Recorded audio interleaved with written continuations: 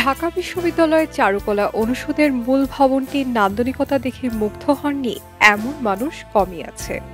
এই অনন্য সুন্দর স্থাপনাটির নকশাকার স্থপতি মাজহারুল ইসলাম। চলুন জেনে নেওয়া যাক এই সৃজনশীল স্থপতি ও তার অনন্য স্থাপনা সম্পর্কে। এলএমই সার্টিফাইড বিশ্বসেরা কপারে তৈরি ওয়ালটন কেবলস, যা আপনার স্থাপনাকে রাখবে সব সময় নিরাপদ। বাংলাদেশের আধুনিক স্থাপত্য চর্চার অন্যতম পথ প্রদর্শক স্থপতি মাজহারুল ইসলাম। দেশভাগ পরবর্তী সময়ে তিনি ওরেগন বিশ্ববিদ্যালয়ে স্থাপত্যবিদ্যা অধ্যয়ন করেন, যেখানে অধ্যাপক হেইডেন ও রসের শিক্ষা তাকে গভীরভাবে প্রভাবিত করে। বিশেষ করে অধ্যাপক রস তাকে ঐতিহ্য ও ইতিহাসকে স্থাপত্যে যুক্ত করার গুরুত্ব বুঝতে সাহায্য করেন। 1953 সালে দেশে ফিরে এসে তিনি আধুনিকতার সঙ্গে দেশীয় উপাদানের সমন্বয়ে স্থাপত্য চর্চার নতুন ধারার সূচনা করেন। মাত্র 30 বছর বয়সে 1955 সালে তিনি শাহবাগে ঢাকা বিশ্ববিদ্যালয়ের চারুকলা অনুষদ ভবনের নকশা করেন। এটি ছিল তার জীবনের প্রথম বড় প্রকল্প, বাংলাদেশের আধুনিক স্থাপত্যের এক মাইলফলক। ভবনটি শুধু একটি শিক্ষা প্রতিষ্ঠানই নয়, বরং স্থপতির দৃষ্টিভঙ্গি ও শিল্পবোধের প্রতীক। এখানে প্রথমবারের মতো তিনি আধুনিক স্থাপত্য শৈলীর সঙ্গে দেশীয় ঐতিহ্য, আবহাওয়া ও পরিবেশকে সৃজনশীলভাবে মেলাতে সক্ষম হন। চারুকলা অনুষদ ভবনটি নির্মাণে স্থানীয় উপকরণ যেমন ইট, কাঠ, টেরাকোটা ব্যবহার করা হয়েছে, যা বাংলাদেশের গরম ও আর্দ্র আবহাওয়ার সঙ্গে মানানসই। ভবনের অন্যতম বৈশিষ্ট্য হল প্রাকৃতিক আলো ও ছায়ার খেলা।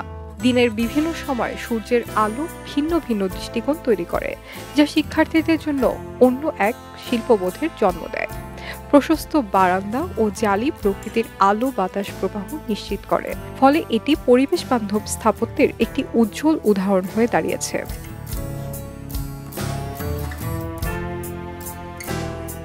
শিক্ষার্থীদের ব্যবহারিক প্রয়োজনকেও তিনি বিশেষ গুরুত্ব দিয়েছিলেন। এজন্য ভবনের চারদিকে একাধিক প্রবেশপথ রাখা হয়েছে, যাতে সহজে যাতায়াত করা যায়। শিক্ষার্থীরা বহিরাঙ্গন অধ্যয়নের কার্যক্রমে সুবিধা পায়।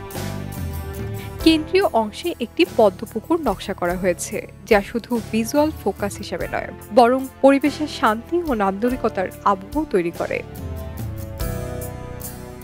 ভবনের অভ্যন্তরে পেঁচানো গোলাকার সিঁড়ি, গ্যালারি কেবল কার্যকর নয়, নান্দনিক দিক থেকেও অনন্য।